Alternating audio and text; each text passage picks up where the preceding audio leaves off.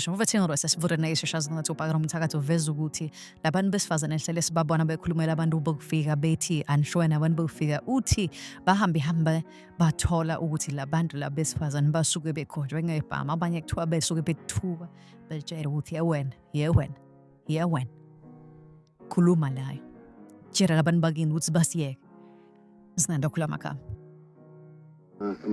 idakamizwa umgangela bengasafuna ukufihla ubone sebeshaya amaphoyisa eGoli nje sabona bebulala amaphoyisa amabili akade bathatha basusa enkantolo bayisa lapho kugcina khona abantu abasuke besalindele ukuthi basazoya enkantolo manje ke lokho sikubona kuyingozi okunye kokukhulu kakhulu asebekwenza kokukhulu okusethusa kakhulu ukuthi sebedayisa izingane sebethatha abantu besifazane igqila uma ubona umuntu wesifazane la ku social media umbone evikela umuntu okufika ubokwazi ukuthi le video ayenzayo isuka indoda imile la iceleni imtshela ukuthi akathini mawungaya kubo nje babuza dadewethu ungaze wenza ivideo uvikela umuntu okufika izwe lonke iSouth Africa yonke ithi abantu bokufika isabadingi wena ubavikela ngoba kwenze njani kakhulukazi laba abathandana nalabo baseNigeria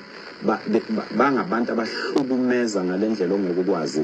ukuyemukela engakwenza ubuyisa ukudla sokudlila suke emile la iceleni emtshela emthuka embiza ngayo yonke inhlamba kodwa ebethi lo muntu uyamthanda bese ufica ingane yakithi ifake makeup ikhuluma kahle ismile noma imamatheka uyitshele wena ukuthi hayi lo muntu uvikela lo muntu okufika ngempela iqiniso selitholayo ukuthi usuke emile la lo waseNigeria eceleni emtshela lo wakithi ukuthi uma nje ungakwenzi lokho uzokwenza ku1 no2 no3 abanye babo